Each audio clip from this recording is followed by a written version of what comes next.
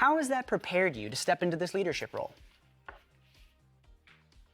So firstly, Brian, I just want to say I wish I could be there in person, but as you know, all our worlds have been turned upside down by this crazy virus. And in fact, I've got 2 kids in another room doing homeschooling and my husband on meetings elsewhere. So I'm just fingers crossed my internet's going to stand up. But absolutely, what prepared me for this role? So really, I've spent the last 20 years building a career that has sort of harnessed technology to evolve the distribution, consumption, and business models for content.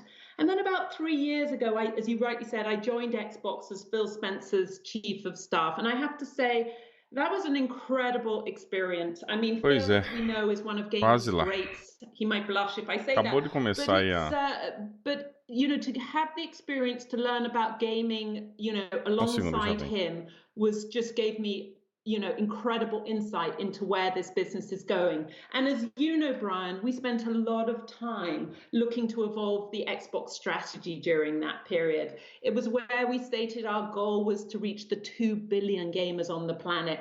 And we defined our framework as the 3 C's, the content, community, and cloud.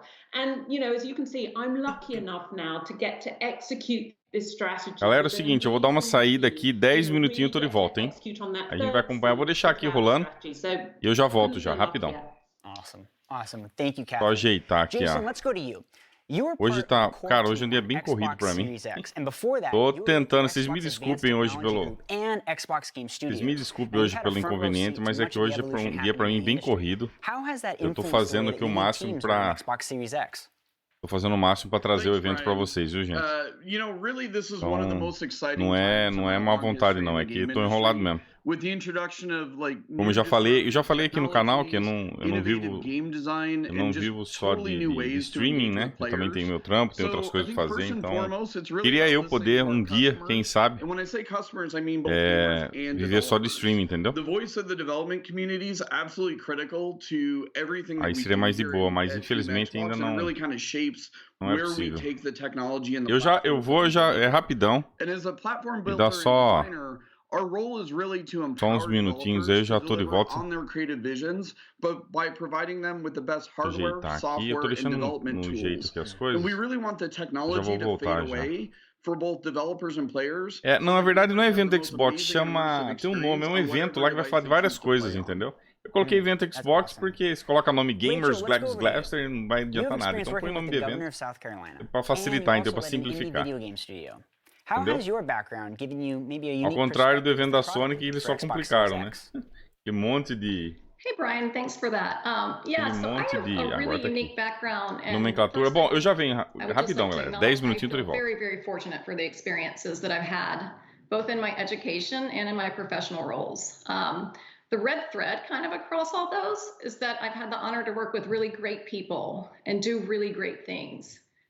When I worked with the indie game studio, when we formed that, it was really about building, you know, amazing experiences for gamers and really digging deep to understand what would delight them and what experiences they would love.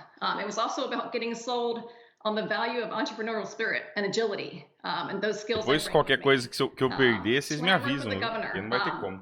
That was really humbling. It was an awesome experience. You know, we were on a personal mission, both of us, to increase job opportunities, to help, you know, a really difficult public education system in our beloved home state. And to my current role now, you know, at Microsoft, it's our mission to strive to empower every person and every organization on the planet. And I think we're really fortunate to be in a position to help do that. And so for me, when I think about product, I'm grateful for my experiences, but really I'm most grateful for all of my team's experiences, because I think we all have very individual, unique experiences that shape the products we build. These products are a reflection of the team that built them. And we believe that in our core. That's good. That's good. Now, Chris, let's finish with you real quick. You are a game designer by trade with over 25 years experience in the industry. Now, you've shipped titles like Forza Motorsport, Project Gotham Racing, Crackdown, I could go on. For those unfamiliar with the role of design and product development, would you mind elaborating a little bit? Sure, happy to. Really, there's 2 primary roles. One is for the customer, and that is purely to help galvanize a team to deliver something which is unexpectedly fun. And I use those words unexpectedly fun very purposefully, because frankly, when you're in an entertainment industry and you're making a game or you're playing that game, it's very challenging to, beat the expectation that somebody has when they expect it to be fun. And so you're really trying to do something that delivers that little bit of extra unexpected fun where it makes people talk and they talk about your game. They're like, hey, wait, they did what? Oh, I wouldn't have expected they do that. I need to try that out.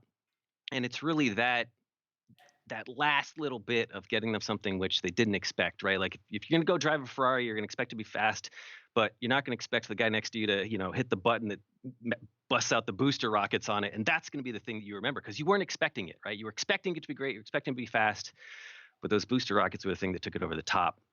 And that's really what you're trying to do on the game, trying to take that player on a journey and make them feel something.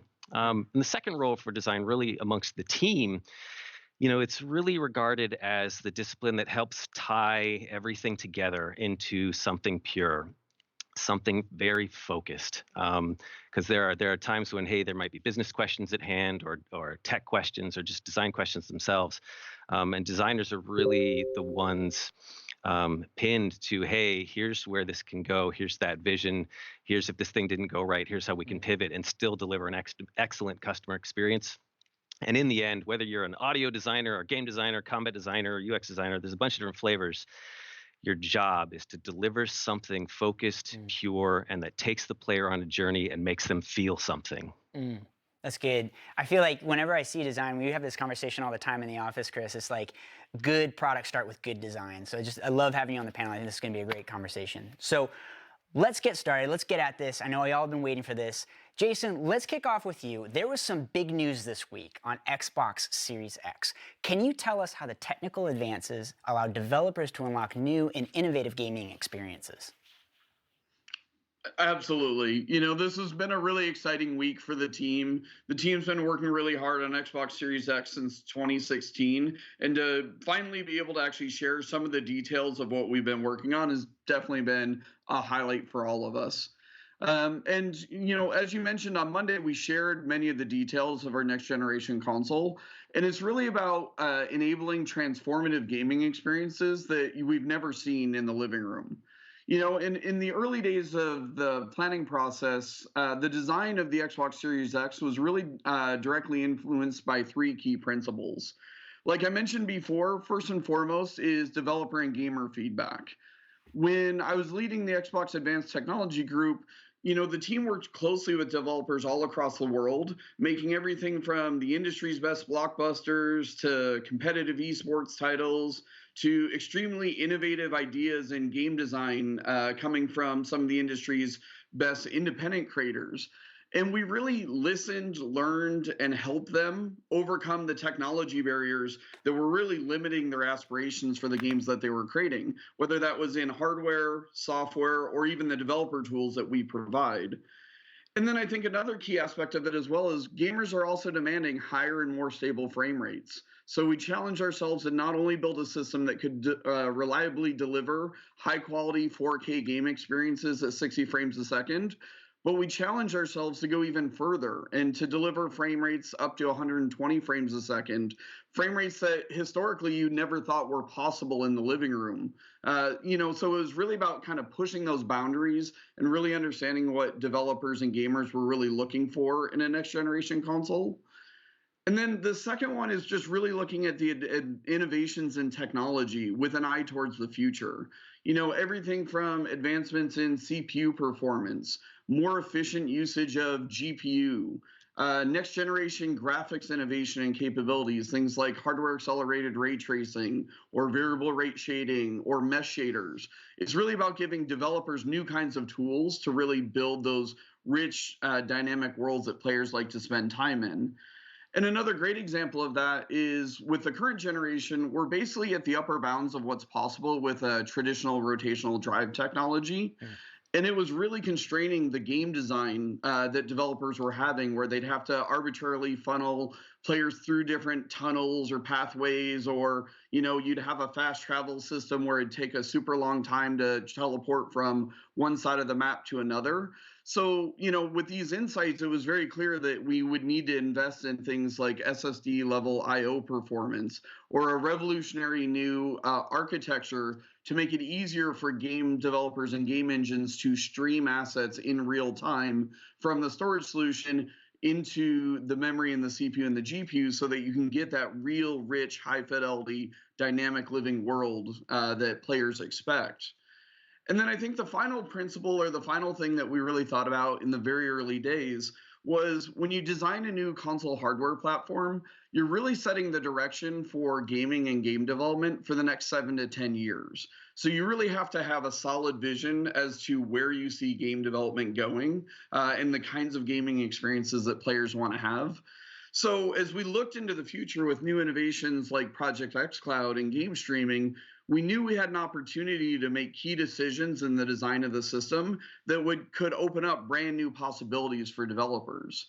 And one thing that we learned very early on as we started working closely with the Azure team is some of the same challenges that we have in delivering a high performance game console in your living room are the same kinds of challenges that we have in the data center. Things such as delivering high performance for gaming workloads while minimizing power consumption and thermal management. And having that vision of a future really helped shape how we designed our custom SoC that's powering the Xbox Series X and the overall system architecture so that we could make sure that we're providing a common and consistent hardware, software, and development platform that makes it easier for developers to bring the games that they're developing today on console and PC into the cloud in the future. And many of the technologies that we're innovating and incubating with the Xbox Series X are being brought to PC and brought to Project XCloud. And it's because we designed the system with the future in mind from the very outset of the program. Wow. Yeah, Jason, this is blowing my mind. Like, having worked on the team for a while and kind of getting a chance to see what this thing looks like in person is kind of like shocking me right now. This is actually the first time I've actually I can't touch it. My fingerprints will get on it. It's one of those things like, this is amazing. I geek out about this all the time. And you said something that has really just blown my mind a bit, which is this is one of the first times we've built a console thinking about where the next generation, the next iteration, the next paradigm shift in game development is really going. And you talk about the cloud. Can you touch a bit on the role that the cloud plays as you're thinking about the development of Xbox Series X? Sure. So, there's certain scenarios, this is a custom SoC, this is a custom architecture that we've designed from the ground up to make sure that we're delivering that high fidelity gaming experience. But as you think about things like the cloud and what we're doing with Project XCloud, there's certain things that, for example, virtualizing the display controller as an example. If we're just designing the system in such a way to make only a high-performing gaming console, that's an investment that you wouldn't make, or it's a design decision you wouldn't really think about. But you only really get one chance to make those decisions, and it's when you're designing the chip, when you're designing the overall system architecture.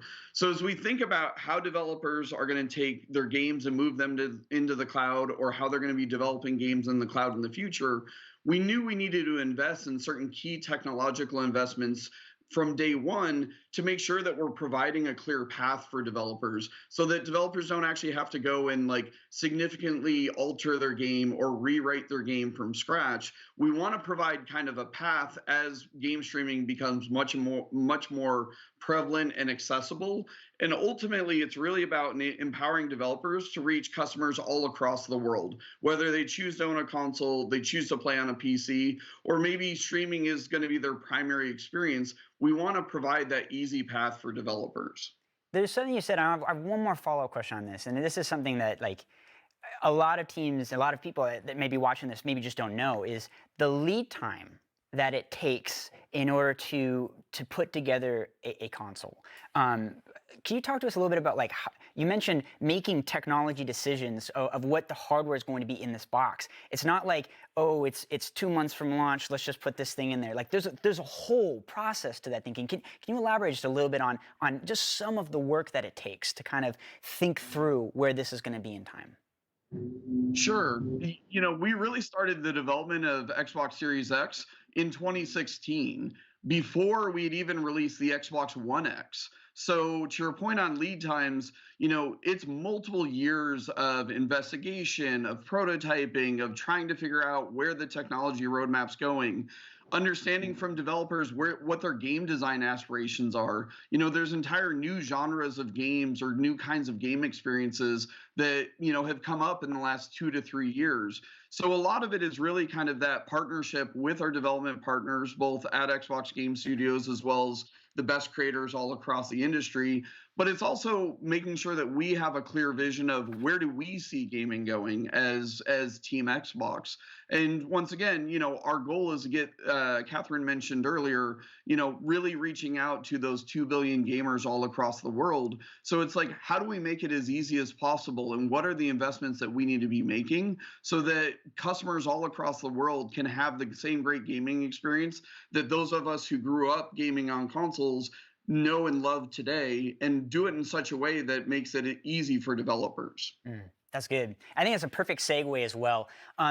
Let's dig into the next bit of this. We want to talk a little bit about Project XCloud. And Catherine, I'm going to bring this next question to you. Would you mind talking us through the approach of Microsoft bringing Project XCloud to market? And before you jump in, I actually am going to, everybody follow me on the camera. This is going to be fun. We're doing this in real time.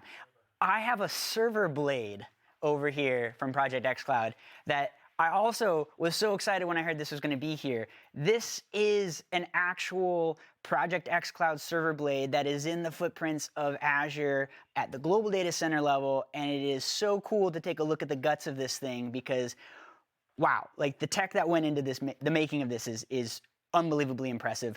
Catherine, back to the question.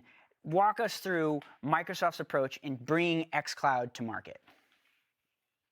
Yeah, no, absolutely. Brian, when you just took off there, I had no idea where you were going. I was just like, well, where's he going now? But you're seeing our blade. And I mean, it is so cool. And it is, Rachel said it earlier, our product's a testament to the amazing teams that build them. And, looking at this, I just couldn't be more proud. So going back to what we believe the journey is, we think we are at the very beginning of a multi-year journey with streaming. There is much more we don't know about streaming than we do know right now. And that's exactly why we came to market with our preview plan, where you'll remember, and it seems like an age ago now, but we started last October with just 4 games in preview. And since then, we've expanded countries. We have more than 90 games. We've gone just from Android. We have an iOS test flight running. And as we talked about before, we will also be bringing this to Windows 10 PCs. This really is about a journey of us learning together with the developer community. And to see the passion with which developers have leaned into this with us and the learnings that we're doing together has just been mind-blowing. It just makes me so proud to be a part of this team. That's awesome. And you mentioned just a moment ago the response from some of the game development community. Can you share a little bit about how has it been working with game developers? What have they been saying and building for Project XCloud? Yeah, no, absolutely. You know what? I'm reminded actually back to a story. We spent a lot of time obviously talking with developers before we launched into preview. And every time we would go to a meeting with a developer, we would take their game running on a mobile phone and hand it to them to play.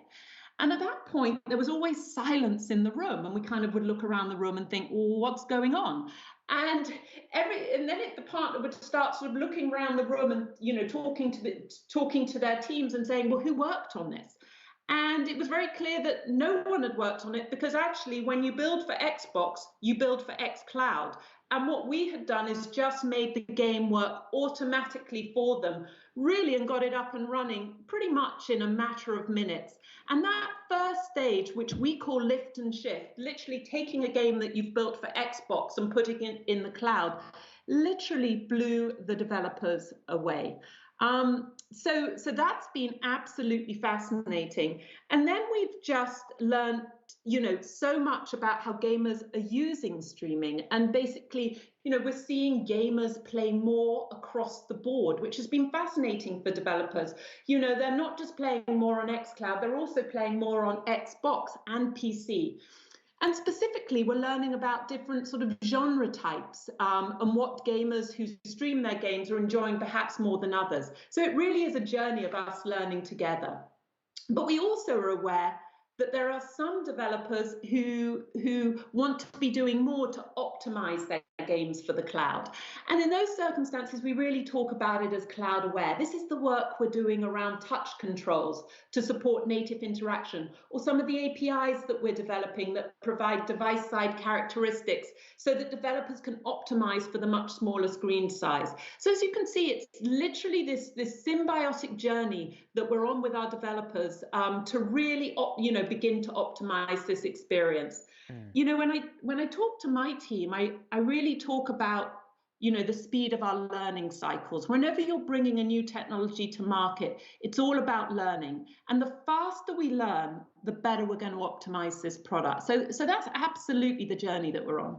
So good. I always remember when I'm sitting in rooms with you, like one of the things you say is we always have to keep learning. We always have to keep improving. I feel like that's really an ethos that you've helped bring that along with the team, which is just so good. Chris, let's pivot over to you. As a service and platform provider, what do you think Microsoft's role is in helping game developers navigate new technologies like Xbox Series X and Project XCloud?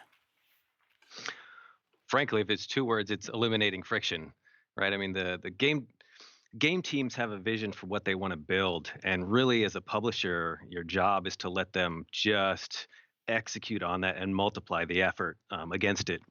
And there are things that sometimes are tricky to manage when you're a studio, right? Large or small. Sometimes business questions come up, and you want to sell things in a different way, and the publisher does or doesn't support that. And so it's how do you push that and work with the publisher to get them to offer things in a different way. Sometimes it's technology. Hey, there's this new tech, we don't quite know what to do with it, or we have something and we want you to push it even farther. I mean, when I think about both XCloud and the Series X, right?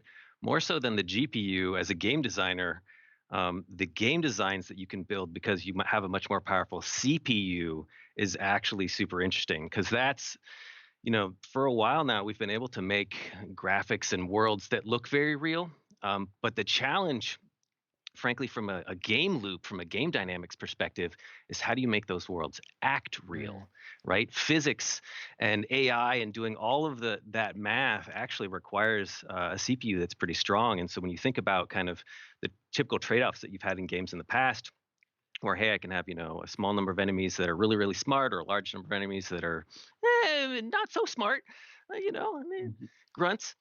That's always been a trade-off that's limited what you can do in the games. And from the fastest thing to make a developer laugh is, as a designer, you go into a room and you tell them that you want to build a scene where you're fighting in water, and you have a bunch of these enemies, and everything reacts dynamically to things getting wet, right? They just look at you and they're like, yeah, we can't do the physics for that.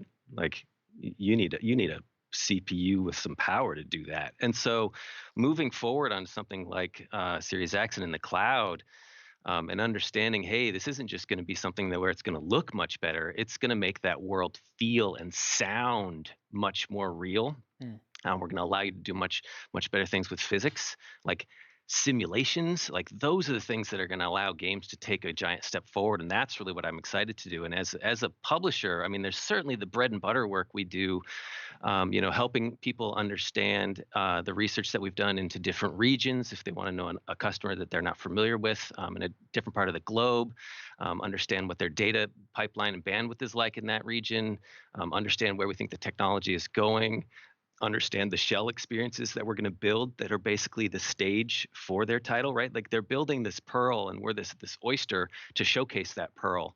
And really, the publisher's job is how do you eliminate friction so that the game teams can just run at what they're really good at, and we can help support them with things that they shouldn't have to care about, right? They shouldn't have to care about building tools to allow them to look at how to optimize their engine and what's going on in picks, right?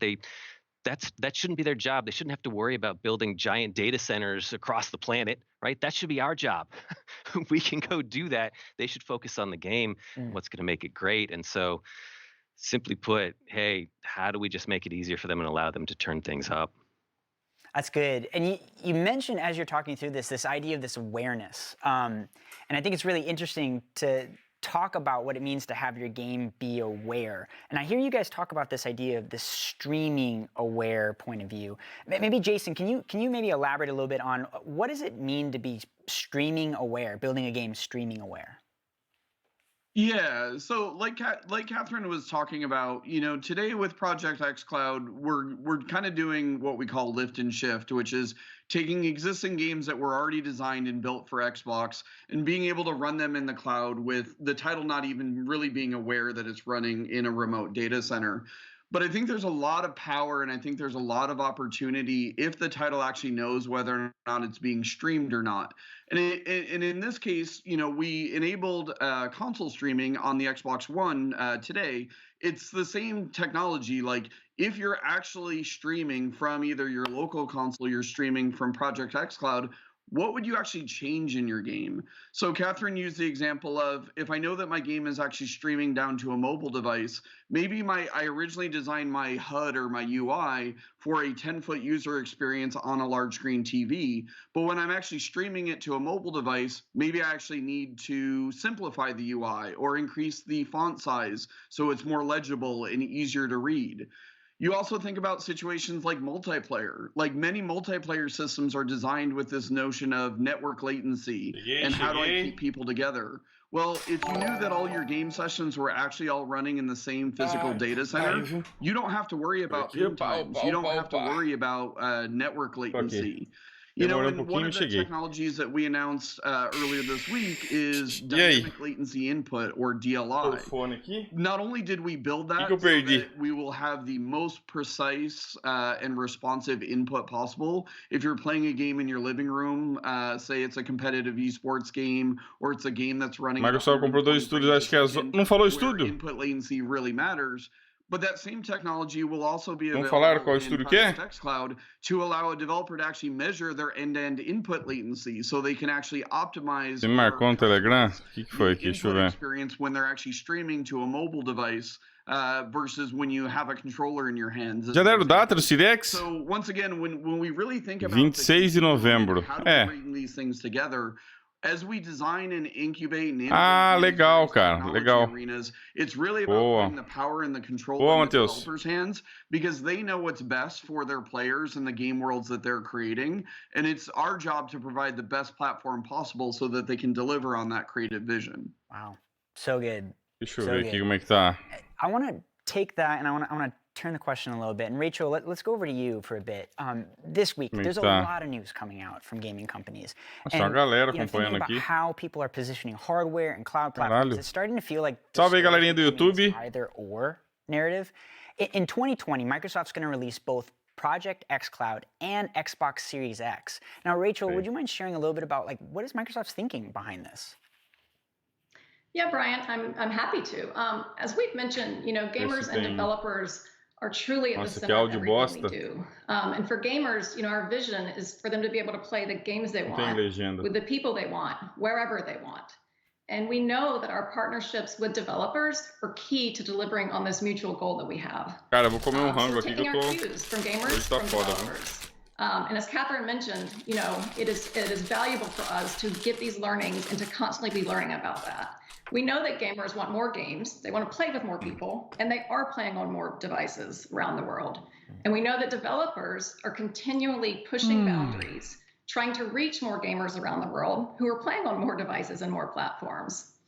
And so the Xbox Series X was really built for this evolving landscape of gamers playing on multiple devices, but also this thing that we're seeing happening with technology converging across console, o Phil Spencer já tinha falado disso.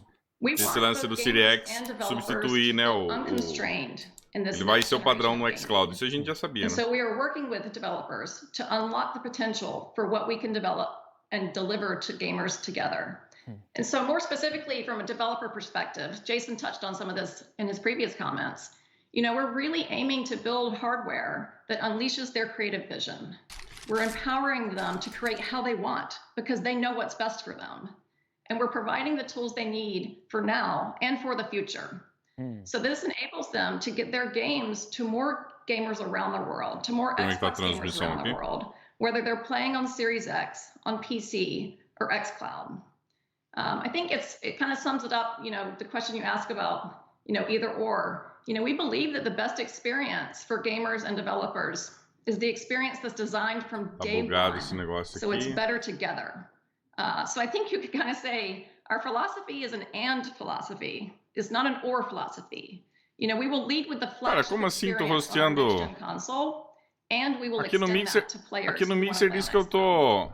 You said something that's super important, which is this idea of better together. And I think aqui no Mixer tá que eu tô hosteando Monster Cat, que porra é essa? Microsoft GameStack, it's this idea that it's not an or statement, but it's an and statement. Que porra é essa, mano? Developers really bring the tools that they're familiar with and then be able to work with the stuff they love from Microsoft. So I really like that. I'm curious, Catherine, this idea of better together, working on Project XCloud and Xbox Series X, from a cloud perspective, what are your thoughts on this better together story? Yeah, no, absolutely. I'm so pleased you called on me, Brian, because I was dying to add what Rachel said, which was so perfect. It's really about this idea of playing your games wherever you choose to play them. And we just had such a great story come in the other week from one of our preview testers. Peraí, vou começar a interromper ele.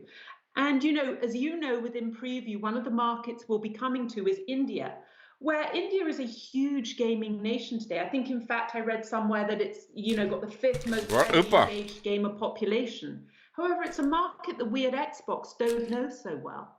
So that is so fascinating as we work with developers to say, how can we bring these great games that we're building to new markets and new opportunities? And I really think that fits with the better together, that we take what we have and we bring it to new places and new people and new endpoints. So it just couldn't be a more exciting time to be part of. Yeah, and it's like there's this whole kind of world where it's all coming together. And Chris, I almost want to ask the same question to you, is like, when you think about it from the design perspective, building better together is not simple anymore, just because you're having to deal with so many different endpoints and so many different customers and so many different games. Talk to a little bit about what is the role of design in this idea of thinking about multiple products, multiple platforms, multiple networks? Não tá indo no YouTube? Well, to Catherine and Rachel's point around choice, when you look at it from the player's perspective, estão conseguindo assistir no YouTube? What would they choose to do if you had a time travel device, right? Which is effectively what you do when you give somebody a cellular phone, right, or something that they can take with them, because they can't always sit in front of their PC or their laptop or their console to play the game that they so desperately want to play, right? People get tattoos of their favorite games, right? Like this is what they want to do, bar all else. And when they find themselves physically standing in a line somewhere for 5 minutes, 3 minutes, 2 hours. Aqui pra mim o YouTube não tá mostrando nada, tá offline. Their mind is often on that game. And what better than have their mind on that game? Nossa, tá foda hoje, velho. Give them that tunnel so that they can spend that 5 minutes or that 15 minutes, whatever it might be, tá foda, viu? Interacting with the game they want to play. And sometimes through XCloud, it's actually tá offline. Sometimes it's through things like Mixer, what they're doing to watch it. And it's really design's role to allow you sometimes